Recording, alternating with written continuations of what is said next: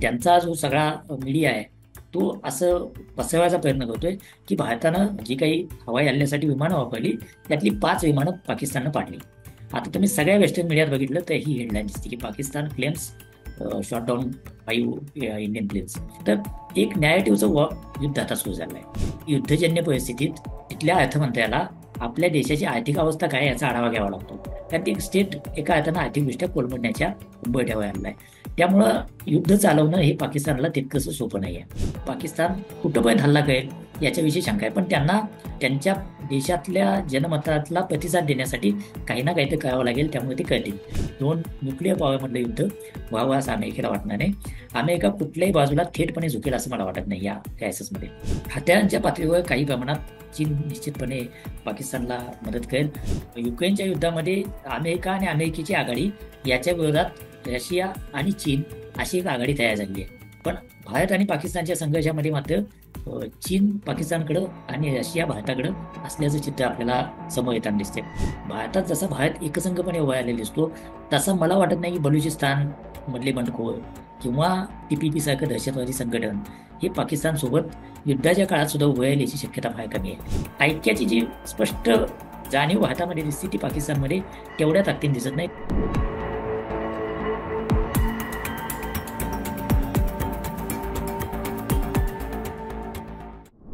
नमस्कार. द पॉलिटिक्सच्या एका विशेष भागामध्ये पुन्हा एकदा तुम्हा सगळ्यांचं स्वागत आहे. भारतानं ऑपरेशन सिंदूर हा एक ऑपरेशन आता काल रात्रीच केलं आणि त्याच्यानंतर पाकिस्तानातील 9 ठिकाणी एअर स्ट्राईक केला. त्याच्यानंतर खूप चर्चा घडू लागल्या. त्या संदर्भात बोलण्यासाठी आज आपल्यासोबत आहेत श्रीराम पवार सर. सर नमस्कार. नमस्कार. अ, या सगळ्या गोष्टीवरचं त्याच्यानंतर झालेल्या प्रेस कॉन्फरन्स, त्यात 2 महिला अधिकाऱ्यांनी मीडिया हो. ब्रीफ करणं, या सगळ्याकडे तुमचं विश्लेषण कायचं आहे? नाही, या- एक तर पहलगाममध्ये जो हल्ला झाला होता त्यानंतर त्याचा बदला म्हणा किंवा त्याचा प्रतिसाद म्हणा, बदला हा सामान्य माणसांसाठी वापरला जाणारा शब्द आहे. पण स्टेटक्राफ्ट म्हणून त्याला जो एक कॅलिब्रेटेड रिस्पॉन्स द्यायला पाहिजे तो भारतानं काल मध्यरात्रीनंतर म्हणजे आज पहाटे दिला असं म्हणता येईल. या हल्ल्याचे अनेक वैशिष्ट्य आहेत. म्हणजे तो प्रतिसाद द्यावा लागणार होता हे खरं आहे, त्याला अनेक कारण आहेत. कारण ज्या प्रकारे टप्प्याटप्प्यानं दहशतवादाचा प्रभाव वाढवायचा प्रयत्न पाकिस्तान करत होता आणि विशेषतः हिंदू पुरुष वेगळे करून त्यांना गोळ्या घालणं आणि ते जगाला दिसेल अशा पद्धतीनं करणं हे सगळं भारताला चिथवणार होतं.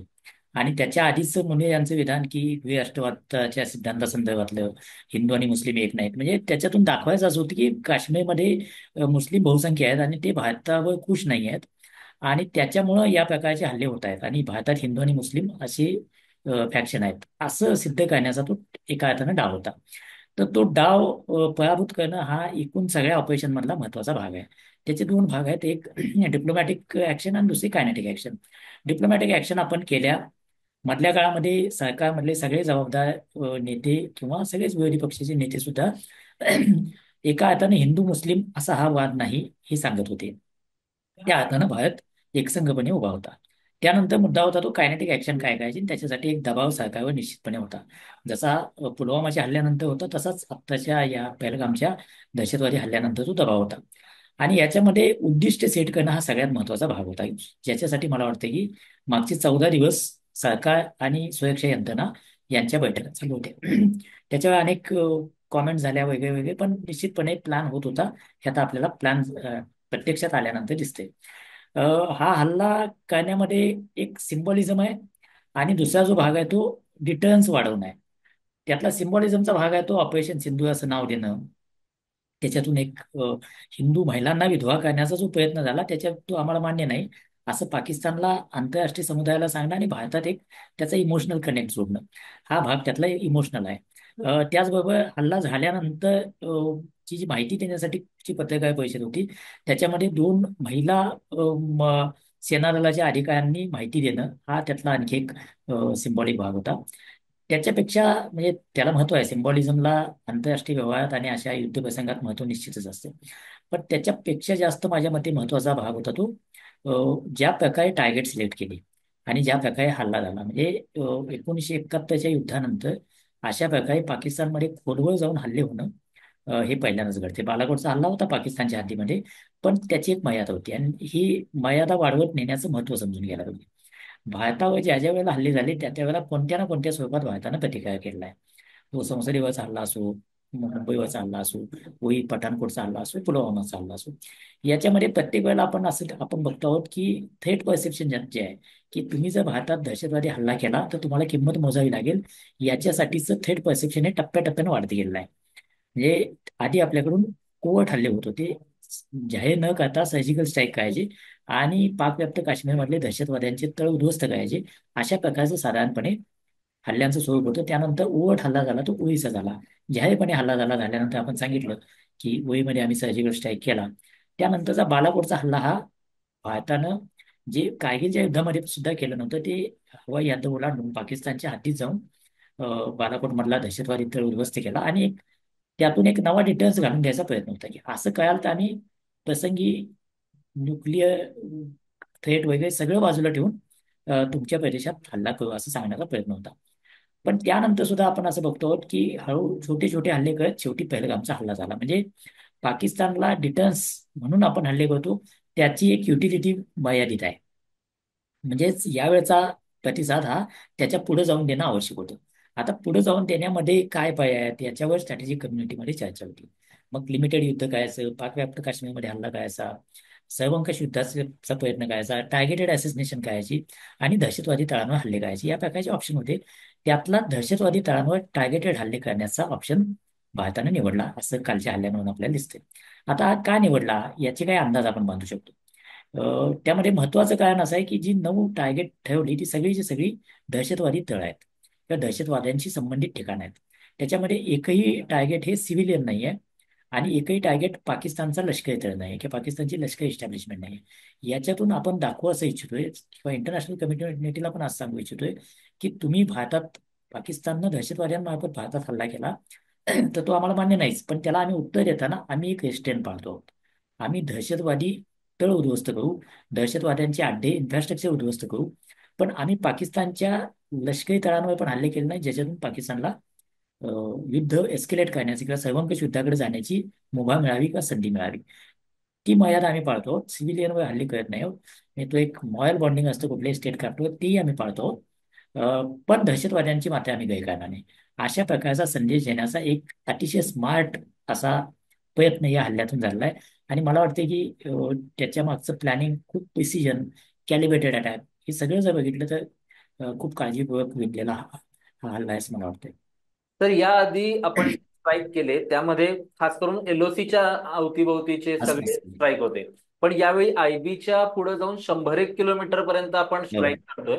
याचा इंटरनॅशनली काय इम्पॅक्ट होऊ शकतो किंवा आपण आपली आपली ताकद दाखवली आहे का? आधी लाहोर पर्यंत आपण गेलो होतो, त्याच्यानंतर लाईन ऑफ आयबी ठरवली, लाईन ऑफ कंट्रोल ठरवली. आता आपली हो. याच्यातून ताकद दाखवली आहे का? नाही, या हल्ल्यानं भारताची ताकद निश्चितपणे दाखवली. भारतीय सेना दलांची ताकद दाखवली. याच्यामध्ये कोऑर्डिनेटेड एफर्ट आहे.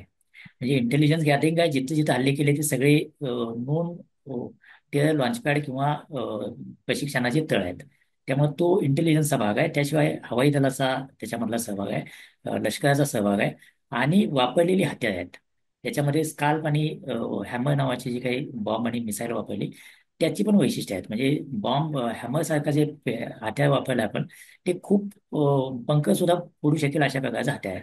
त्यामुळं काय वापरायचं, कसं वापरायचं आणि कुठं वापरायचं, या सगळ्या संदर्भातलं प्लॅनिंग अतिशय स्पष्टपणे त्याच्यामध्ये दिसतं. यातले जे तळ ठेवलेले आहेत ते खूप महत्वाचे आहेत. म्हणजे माझ्या दृष्टीनं 3 ठिकाणचे हल्ले अतिशय महत्वाचे आहेत. एक मोहित मधला लष्कर तैयबाच्या मुख्यालयावर हल्ला, साधारण 200 एकर परिसरातला तो तळ आहे. लष्कर तैयबा, जमातुद्द दावा, त्यानंतर त्यांनी एक पॉलिटिकल पार्टी काढली होती. या सगळ्याचं काम तिथून चालवलं जातं, पण तो प्रामुख्यानं लष्कर तैयबाचा तळ आहे, ज्याचा हाफिज सईद हा प्रमुख आहे आणि तो आपल्यासाठी वॉन्टेड टेररिस्ट आहे. त्याचा अनेक दहशतवादी हल्ल्यांमध्ये सहभाग होता. तर त्या तळावर हल्ला केला हे आत्तापर्यंत कधी घडलं नव्हतं. हे लाहोरपासून 30 एक किलोमीटरच्या अंतरावर पाकिस्तानच्या पंजाब प्रांतातला हा तळ आहे. आणि आता जी व्हिज्युअल समोर येतात, म्हणजे भारतानं जाहीर केलेली व्हिज्युअल्स आहेतच, पण इंटरनॅशनल मीडियानं तिथं जी व्हिज्युअल्स प्रकाशित केली आहेत ती सुद्धा असं दाखवत आहेत की तिथं मोठं नुकसान झालेलं आहे. म्हणजे बालाकोटच्या तुलनेत जर आपण म्हणाल तर यावेळेचं नुकसान इन्फ्रास्ट्रक्चर नष्ट करणे या अर्थानं खूप मोठं आहे. तिथं दहशतवादी किती मेले वगैरे हे तपशील लगेच समोर येणार नाहीत. म्हणजे ते दावे प्रतिदावे होत असतील. पाकिस्ताननं सांगितलं की आधी सांगितलं 8च लोक गेले, नंतर लष्कर प्रमुखांनी सांगितलं की 26 लोक गेले. म्हणजे 26 भारतातले लोक गेले तर त्याला पॅरल त्यांनी 26 सिव्हिलियन पाकिस्तानामधले गेले. अशा प्रकारचा नॅरेटिव्ह उभा करण्याचा प्रयत्न केला. भारताकडून साधारण 80 ते 100 दहशतवादी गेले अशा प्रकारची माहिती पुढे येते. ही कन्फर्म होईल तेव्हा होईल. पण मोठ्या प्रमाणावर इन्फ्रास्ट्रक्चर नष्ट केले हे मात्र निश्चितपणे आपण म्हणू शकतो. त्यामधला मोहित केचा तळ हा महत्वाचा आहे. बहावलपूर मधला जो तळ आहे तो जैश ए मोहम्मदचा आहे. आणि जैश ए मोहम्मद हे संघटन हे अधिक डेडली आहे. लष्कर तोयबाची आपल्याकडे चर्चा होती, पण जैश ए मोहम्मदच्या हल्ला करण्याची क्षमता आणि त्यांचं मिलिटरी स्वरूपाचं ट्रेनिंग हे अधिक प्रिसाईज आहे असं स्ट्रॅटेजिक कम्युनिटी मध्ये मानलं जातं. अझर मसूद हा त्याचा महक आहे. अझर मसूदच्या किमान 10 नातेवाईक या हल्ल्यामध्ये ठार झाले अशा बातम्या आहेत. आता ह्या अनकन्फर्म्ड आहेत, पण या बातम्या आहेत. म्हणजे मोठं नुकसान झालेलं आहे. त्या तळाचं पण मोठं नुकसान झालेलं आहे. त्याचबरोबर पाकव्याप्त काश्मीरमधले जी राजधानी म्हटली जाते त्या सो कॉल्ड आझाद काश्मीरची मुझफ्फराबाद, तिथं 3-4 ठिकाणी हल्ले झाले आहेत. एकूण 9 ठिकाणी हल्ले आहेत. तर माझ्या मते म्हणजे मी या हल्ल्याकडे कसं बघतो, तर दहशतवाद्यांच्या कारवाया आणि त्याच्यामधला पाकिस्तानचा जो सपोर्ट आहे त्याच्यामध्ये एक चेन आहे. ही चेन काय आहे, तर एकदा दहशतवादी रिक्रूट करावे लागतात. तरुणांना अटॅक करावं लागते की भारतात हल्ला करायला पाहिजे, किंवा जिहादी मानसिकता त्यांच्यामध्ये तयार करावी लागते. इस्लामिस्ट मानसिकता, टोकाची धर्मांधता निर्मावी लागते. तसे तयार झाले हे रिक्रुटमेंटची काही केंद्र आहेत पाकिस्तानमधली. ते एकदा तयार अल कायद्यात पण तेच होते, इसिस मध्ये पण तेच होते, वेगवेगळ्या संघटना टीपीपी मध्ये आता तेच आहेत, तालिबानमध्ये काही प्रमाणात ते होते. आणि भारताविरोधात तर 80च्या दशकापासून हीच ठिकाणं आहेत की ज्याच्यातून टेस्ट रिक्रूट केले जातात किंवा भरती केली जातात. भरती करणं हा एक टप्पा आहे. त्यानंतर प्रशिक्षण देणं हा टप्पा आहे. म्हणजे ज्याच्यामध्ये भावलपूर, मोहितखेड ही ठिकाणं त्याच्यामध्ये आहेत. त्यानंतर पुढची जी ठिकाणं आहेत म्हणजे लाईन ऑफ ऍक्च्युअल कंट्रोल किंवा लाईन ऑफ कंट्रोल किंवा आयबीच्या जवळची ती लॉन्च पॅड आहेत. तर रिक्रुटमेंटची केंद्र, प्रशिक्षणाची केंद्र, लॉन्च पॅड, ह्या 3 गोष्टींची एक चेन आहे. आणि त्याच्या मागचा मग विचार आहे तो थोडासा बाजूला ठेवू. दहशतवादाच्या मागचा विचार किंवा धर्मांधतेचा विचार, द्विराष्ट्रवादाचा सिद्धांत वगैरे ते तू तर बाजूला ठेवू. पण ऑपरेशनल दृष्टीने हे 3 अशा गोष्टी आहेत ज्या पाकिस्तानमध्ये एक्झिस्ट करतात. आणि एकदा लॉन्च पॅडमध्ये हेवी शेलिंगच्या काय म्हणता येईल संरक्षणाखाली दहशतवादी भारतात घुसले की मग काही प्रमाणात भारतातले स्थानिक एलिमेंट आणि दहशतवादी यांच्यातून तो हल्ले प्रत्यक्षात आणले जातात. तर आता यातला जो शेवटचा पार्ट आहे दहशतवादी हल्ले करणं, तो भारताच्या अंतर्गत भागातला आहे. म्हणजे काश्मीरमध्ये होणार असतील किंवा अन्य कुठेही होणार असतील तर तो आपण डील करायचा, म्हणजे भारताने डील करायचा भाग आहे. त्याच्या पलीकडचे हे 3 एलिमेंट आहेत, रिक्रुटमेंट, प्रशिक्षण आणि लॉन्चपॅड. तर आजच्या हल्ल्याने हे दाखवून दिलं की लॉन्चपॅड आणि रिक्रुटमेंट याची ठिकाणं, प्रशिक्षणाची ठिकाणं ही आम्ही उद्ध्वस्त करू. म्हणजे आतापर्यंत आलेल्या दहशतवाद्यांना शोधून त्यांचा एन्काउंटर करणं हा टप्पा होता. त्यानंतर पाकव्याप्त काश्मीरमध्ये कारवाया करून ओव्हर किंवा कुवट दहशतवाद्यांचे तळ संपवणं हा ऍक्शनचा भाग होता. आता या हल्ल्यानं आपण नवा बेंचमार्क सेट केलाय. त्याच्यामध्ये प्रशिक्षणाचे तळ आणि त्याचं इन्फ्रास्ट्रक्चर उद्ध्वस्त करू. याचा परिणाम काय असतो, तर असं इन्फ्रास्ट्रक्चर लगेच नाही उभं करता येत. त्याला काही काळ जावा लागेल. याचा अर्थ असा नाही की हा डिटर्रन्स कायमचा आहे. कदाचित याच्यातून पुढे आणखी दहशतवादी संघटना उभे राहतील, पाकिस्तान त्याला मदत करेल वगैरे वगैरे. पण निदान काही काळासाठी हा डिटर्रन्स निश्चितपणे आहे. आणि मागच्या बालाकोटच्या डिटर्रन्स नंतरचा हा पुढचा टप्पा आहे. त्या अर्थानं माझ्या मते हा हल्ला अतिशय महत्वाचा आहे. तर ह्याच्यानंतर आता पाकिस्तान रिटॅलिएट करेल का? त्यांना करण्याची त्यांच्याकडं आहे का आता तशी तयारी? कारण की आपण फक्त दहशतवादी ज्या ठिकाणी आहेत तिथंच हल्ला केलाय. आपल्या बरोबर. इथे तर ते सिव्हिलियनवर करतील किंवा लष्करांवर करतील. तो बरोबर. आपल्या ते रिटॅलिएट करतील का? पहिली गोष्ट. दुसरी गोष्ट म्हणजे पुढे जाऊन युद्धामध्ये हे एस्केलेट होऊ शकतं का? आता यातला पाकिस्तानच्या रिटेलिएशनचा जो भाग आहे तर तो काल मध्यरात्री त्यांच्या लष्करी अधिकाऱ्यानं जी प्रेस कॉन्फरन्स केली त्याच्यामध्ये अ, आम्ही प्रत्युत्तर देऊ असं म्हटलं. पाकिस्तानच्या पंतप्रधानांनी आता ताजा जो हे अपडेट आहे त्याच्यानुसार आम्ही लष्कराला मोकळीक दिली आणि लष्कर याचा अव्हेंज घेईल किंवा रिटॅलिएट करेल असं म्हटलंय. त्यामुळे पाकिस्तान कुठल्या ना कुठल्या तरी स्वरूपात रिटॅलिएट करेल, यात काही शंका मला वाटत नाही. पण त्याचबरोबर दुसरा एक अपडेट समोर आला आहे तो म्हणजे पाकिस्तानच्या संरक्षण मंत्र्यांनी भारतानं जर यापुढं एस्केलेट केलं नाही तर आम्ही टोन डाऊन करू, अशा प्रकारचं एक विधान समोर आलं. एक किती काय माहित नाही, पण सगळ्या इंटरनॅशनल मीडियामध्ये ती दिसते, भारतातल्या सगळ्या मीडियामध्ये पण ती दिसते. असं असेल तर कुठंतरी एका बाजूला आम्ही जबाबदार आहोत असं कदाचित इंटरनॅशनल समुदायासमोर पोझिशन घेणं असा त्याच्यामध्ये भाग असू शकतो. आणि दुसऱ्या बाजूला लष्कराला ऍक्शन घ्यावी लागेल. याचं कारण काय आहे? तर एक तर या सगळ्या गोष्टी तुम्ही सुरू केल्या, म्हणजे पाकिस्तानच्या लष्करानं सुरू केल्या.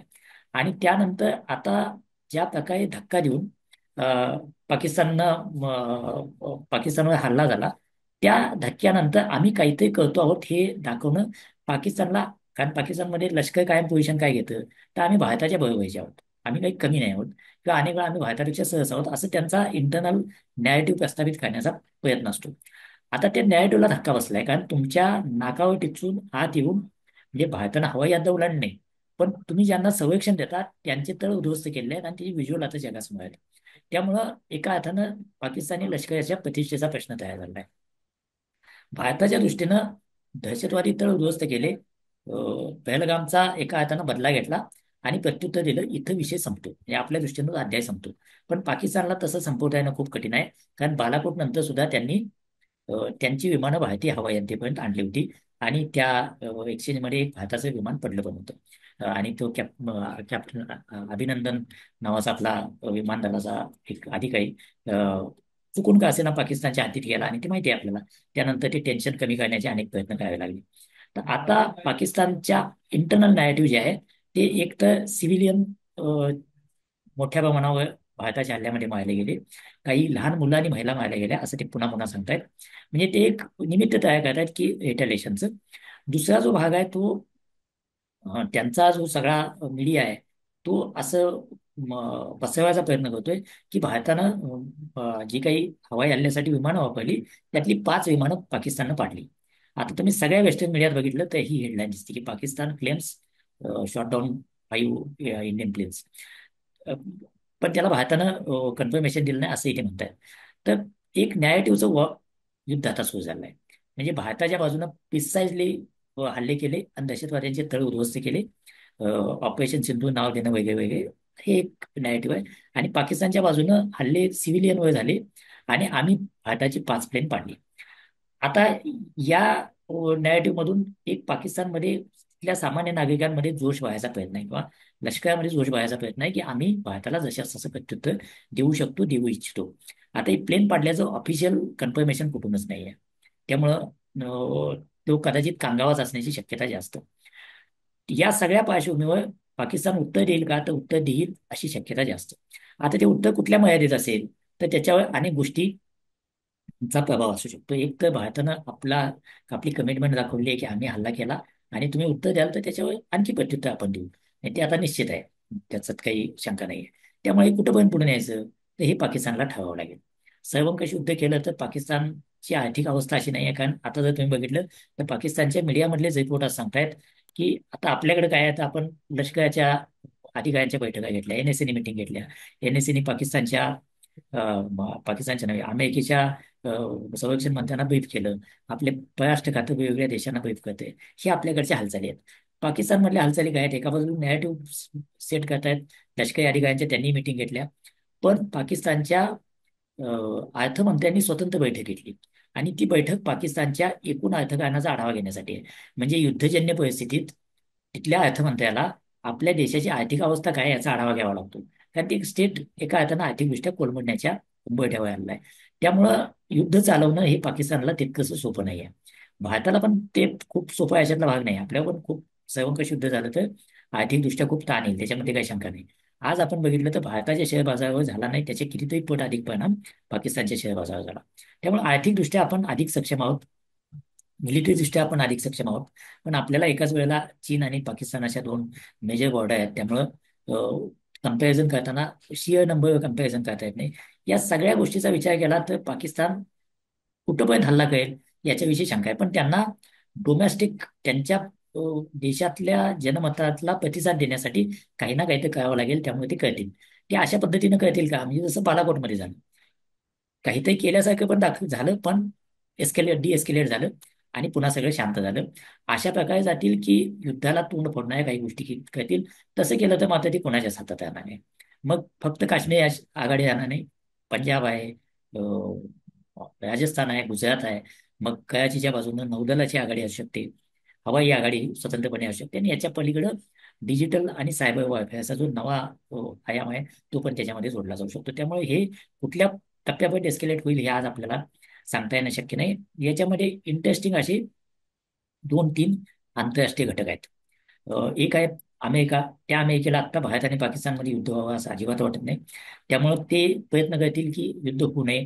ते पाकिस्तानवर दबाव आणण्याचा प्रयत्न करतील. जसा अभिनंदन हे आधी काही पकडले होते तेव्हा आणला होता, किंवा एकातच युद्ध संपताना पण आला होता, आणि 65च्या युद्धाच्या वेळेला त्या प्रकारचा दबाव आला होता.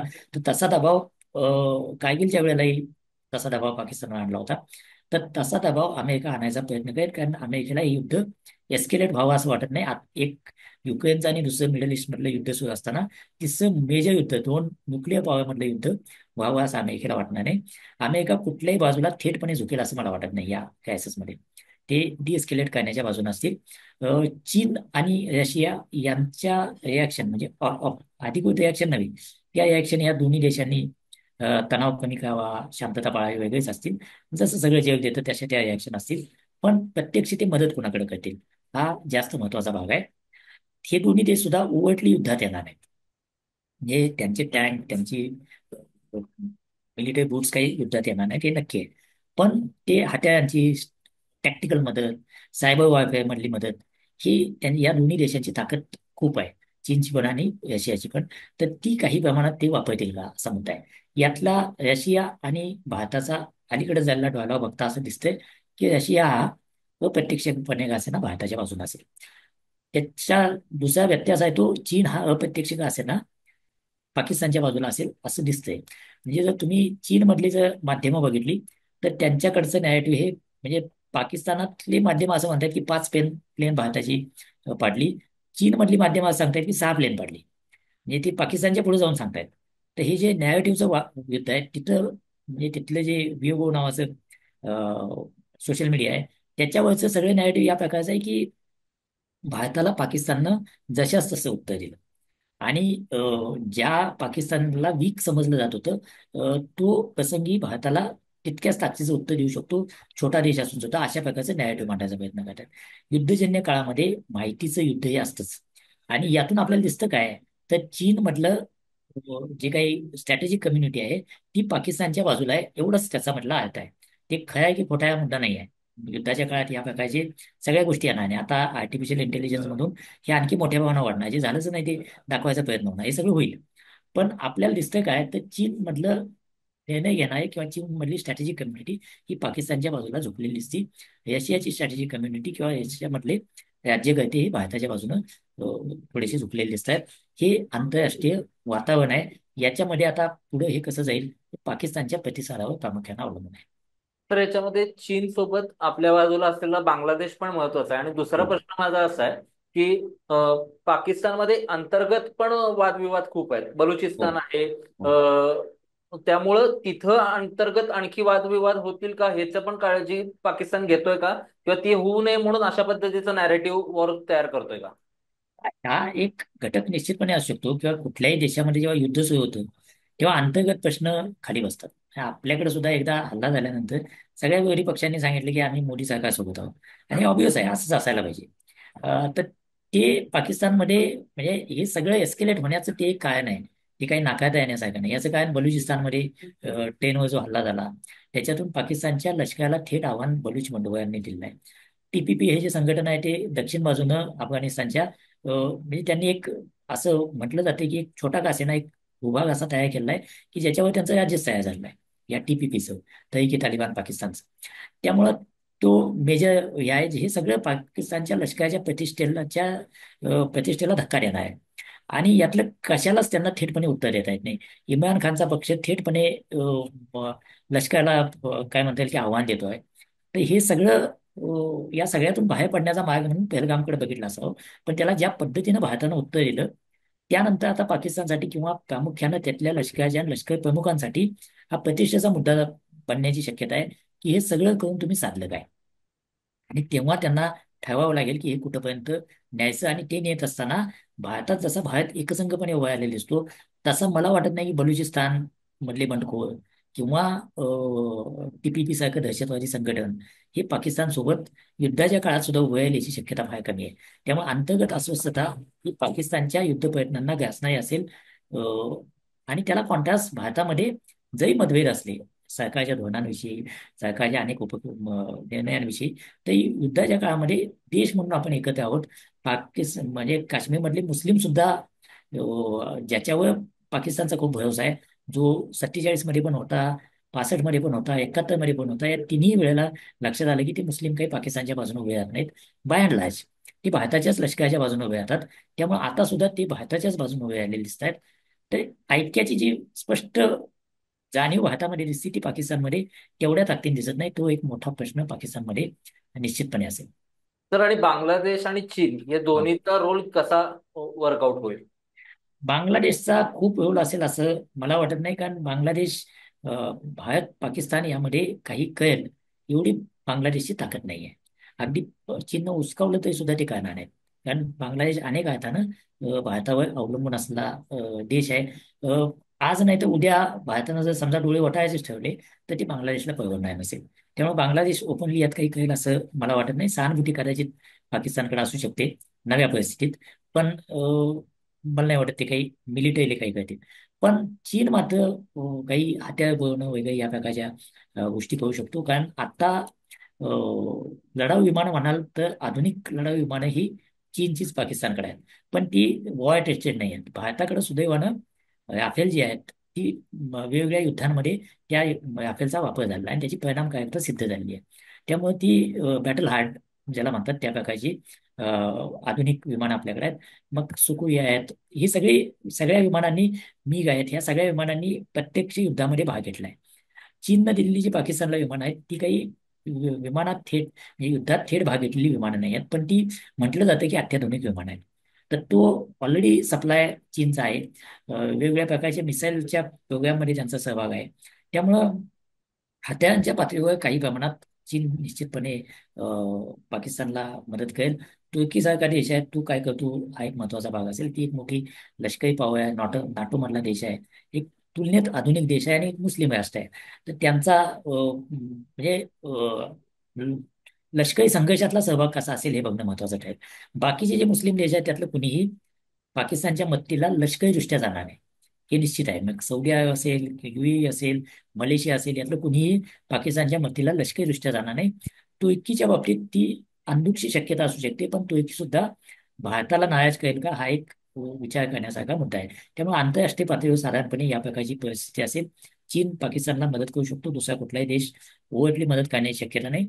रशिया आपल्याला अप्रत्यक्षपणे का असताना मदत करू शकतो. आणि यात एक आंतरराष्ट्रीय राजकारणाचं एक विचित्र असं चित्र समोर येते. म्हणजे युक्रेनच्या युद्धामध्ये अमेरिका आणि अमेरिकेची आघाडी याच्या विरोधात रशिया आणि चीन अशी एक आघाडी तयार झाली आहे.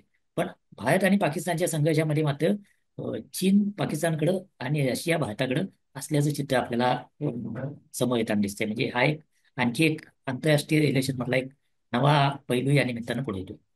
तर याच्यात कालच युएनच्या सिक्युरिटी काउन्सिलमध्ये पाकिस्ताननं तो सगळा विषय मांडला, पण त्यांना हो. तसं चोख उत्तर पण तिथं मिळालं. आता हो. पुन्हा हे एस्केलेट करून युएनच्या सिक्युरिटी काउन्सिलमध्ये हे परत एकदा न्यायचा प्रयत्न करेल का पाकिस्तान? नाही, पाकिस्तानचा निश्चितपणे प्रयत्न असेल की युनायटेड नेशन सिक्युरिटी काउन्सिलमध्ये भारताच्या विरोधात काही आणायचा. त्यांनी यापूर्वी ते प्रयत्न केलेले आहेत वेगवेगळ्या पातळीवर. सिमला काय आम्ही अभ्यासमध्ये ठेवू शकतो असं ते म्हणाले. त्याचाच अर्थ त्यांना काश्मीर प्रश्नाचं इंटरनॅशनलायझेशन करायचं आहे, जे सिमला करारानंतर करणं शक्य झालं नव्हतं. तर आता UNSC मध्ये त्यांनी जो ठराव आणायचा प्रयत्न केला, त्याच्यातून त्यांना काही फार साध्य झालं नाही. फक्त तिथं नॉन परमनंट मेंबर असल्याचा फायदा घेऊन त्यांनी रिझोल्युशन मध्ये थेटपणे पहलगाम किंवा ज्या संघटनेनं हल्ला केला त्या संघटनेचा लष्करी तोयबाचा उल्लेख होणार नाही एवढीच काळजी घेतली. पण हे काय आहे, डिप्लोमॅटिक सिम्बॉलिझम आहे. सिक्युरिटी काउन्सिल आता कुठलंही असं रिझोल्युशन की जे भारताला युद्ध प्रयत्नांपासून बाजूला करेल किंवा भारतासाठी निगेटिव्ह होईल अशा प्रकारचं करण्याची शक्यता नाही, ती क्षमता पण राहिलेली नाही UN सिक्युरिटी काउन्सिलमध्ये. कारण ज्या वेळेला वन सायडेड अमेरिकेनं अनेक ठिकाणी ऍक्शन घेतल्या आणि युनायटेड सिक्युरिटी काउन्सिल काही करू शकलं नाही. हमासच्या हल्ल्याच्या वेळेला काही करू शकलं नाही.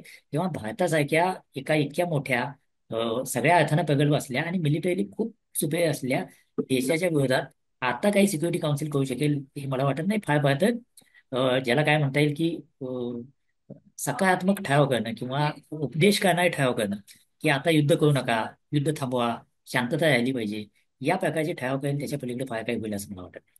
तर ही खूप डेव्हलपिंग स्टोरी आहे आणि तुम्ही वेळात खूप वेळ काढून आम्हाला ह्या संदर्भात विश्लेषण केलं त्याबद्दल खूप खूप धन्यवाद. यात आणखी काही डेव्हलपिंग घडलं तर पुन्हा तुमच्याशी कनेक्ट करायला आवडेलच. येस. हो. त्याबद्दल तशी पुन्हा कनेक्ट करण्याची विनंती करतो आणि आता तुर्तास इथंच थांबूयात. खूप खूप धन्यवाद.